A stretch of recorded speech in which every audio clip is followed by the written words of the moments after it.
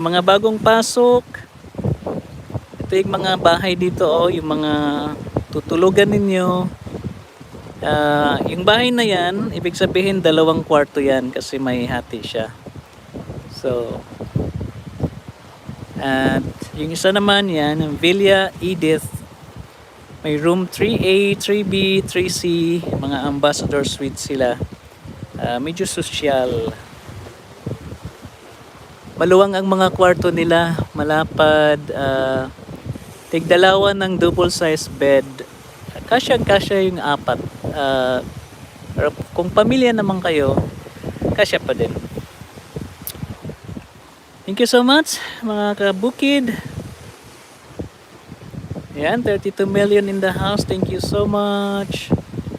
Mamaya ko na po sagutin yung mga katanungan ninyo sa comment section kasi hindi ko nakikita. Hindi ko alam kung bakit hindi ko nakikita or hindi lang talaga ako marunong magbasa.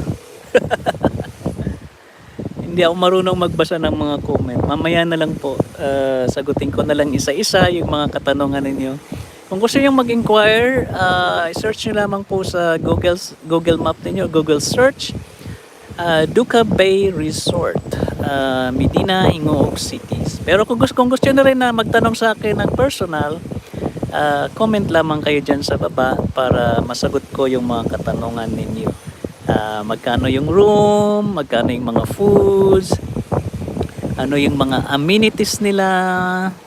Actually, yung amenities nila dito is wala masyado Yan yung maligo ka dyan sa dagat, may restaurant, may lagoon, pwede ka mag-stay sa mga lagoon. Then yung mga bahay nila, yung mga houses na malalapad. Yun lang, wala siyang masyadong amenities Pero, ayun pala yung sa dagat, pwede ka mag-rent ng glass boat kung gusto mo mag-sightseeing ng mga isda, clam, mga corals sa ilalim ng dagat. I-rent mo yung blue na bangka na yun, pwede ka mag-rent noon at ma-enjoy mo yung mga creations ng Diyos sa ilalim ng dagat. Ma-appreciate mo talaga yung kagandahan ng ilalim ng dagat pagka nag-rent ka ng glass boat na yan. Wala silang banana boat dito. Kung hanap nyo ay banana boat, wala rito yon. Punta na lang kayo sa ibang beach. Hindi sila nag-o-offer ng banana boat.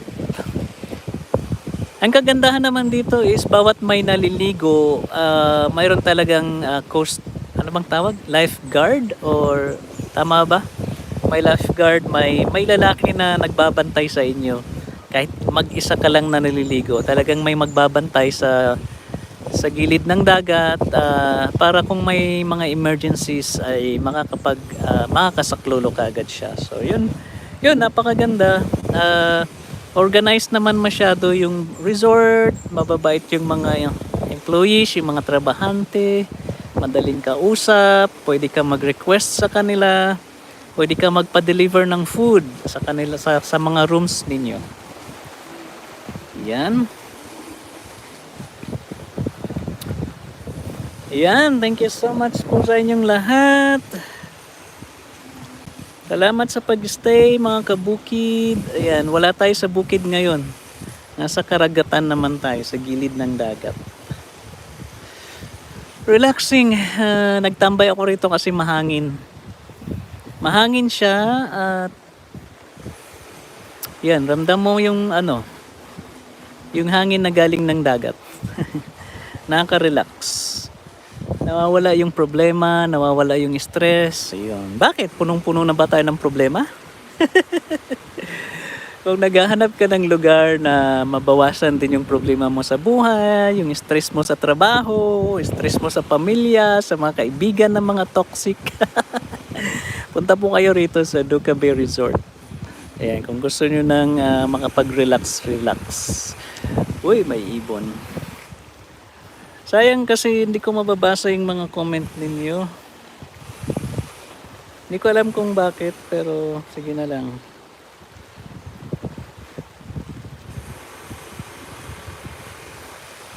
Wala talagang makitang comment.